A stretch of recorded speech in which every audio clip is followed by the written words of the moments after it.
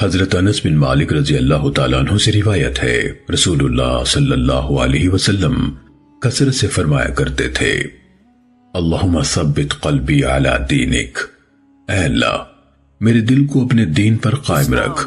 ایک آدمی نے کہا، اے اللہ کے رسول، کیا آپ کو ہمارے بارے میں گمراہ ہونے کا خطرہ ہے؟ حالانکہ ہم آپ پر ایمان لا چکے ہیں اور جو کچھ ایمان و عمل کے احکام آپ لائے ہیں ان کو سچ مانتے ہیں۔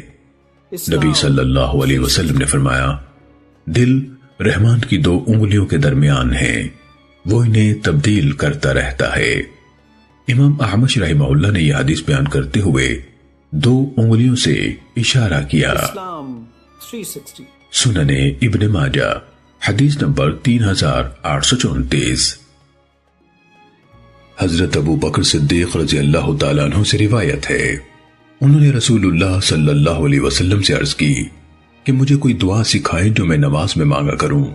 آپ صلی اللہ علیہ وسلم نے فرمایا، آپ یوں کہا کریں، اللہم انی ظلمت نفسی ظلما کثیرا ولا یغفر الذنوب الا انت فاغفر لی مغفرة من عندک وارحمنی انک انت الغفور الرحیم۔ اے اللہ، میں نے اپنی جان پر بہت ظلم کیا ہے اور تیرے سوا کوئی گناہوں کو معاف نہیں کرتا، اپنے پاس سے میری مغفرت فرما اور مجھ پر رحمت فرما، بلا شبہ تو ہی بہت بخشنے والا نہایت رحم کرنے والا ہے۔ سنن ابن ماجہ حدیث نمبر 3835۔